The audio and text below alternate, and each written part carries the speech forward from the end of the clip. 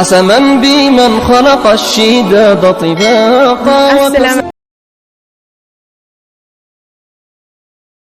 السلام عليكم ورحمة الله تعالى وبركاته ولا لا قربهيغو كسو دوادا ويلكي دونيدا iyo waxtarkii bulshada aniga waxaan ahay Xafsa halka aad naga daawaneysana waa Xafsa channel ala barnaamijkan waxaan soo gudbisay islaaniga walaashin Xafsa soo dhawaada meel kasta ay joogtaan daafaca caalamka iyo gobolada Soomaaliya waxaan rajeynayaa in caafimaad qabtaan ani waa fiican alxamdulillah waxa inoo soo socday kitaabkeena imtixaanaha ahaa ee la magac baxay bara boqol xadiis saasiyay intaan u gudagelin darsigeena maanta ugu horeen hadii ay tahay markuu u horeysay hadii laga soo boqtay please subscribe saar hadii aad hornool joogtaan like share labadaas asxaabtaada nabiga sallallahu alayhi wasallam wuxuu dhahay waxaad naftaada jeceshahay la jeclo walaalkaaga ku soo dhawaada maanta muuqaal cusub iyo darsigeeni 93 باذن الله بسم الله عن ابي قتادة رضي الله عنه قال قال النبي صلى الله عليه واله وصحبه وسلم اذا دخل احدكم المسجد فليركع ركعتين قبل ان يجلس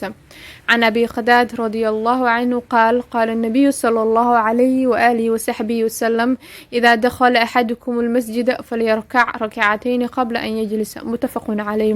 نبيغا نبدغلين حريص كركيسا ahaatee wuxuu dhahay hadii uu midkiin masjidka soo galo ha dugto laba rakacadood intuusan fadhiisanin ka hor idaa daqala ahadukum almasjid hadii uu midkiin soo galo masaajidka falyarkac ha dugto rakacatayn laba rakacadood qabla an yajlisa intuusan fadhiisanin ka hor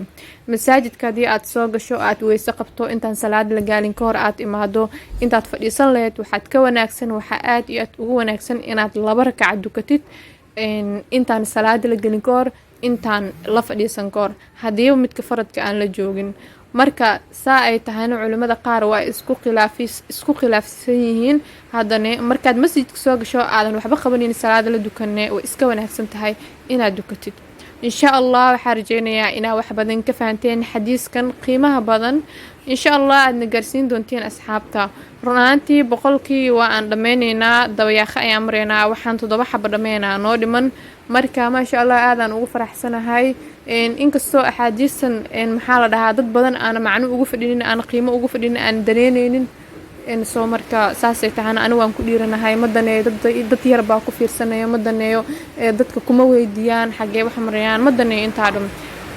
hadafkayga dhana wuxuu yahay inaan soo gaarsiiyo baan aad ugu faraxsanahay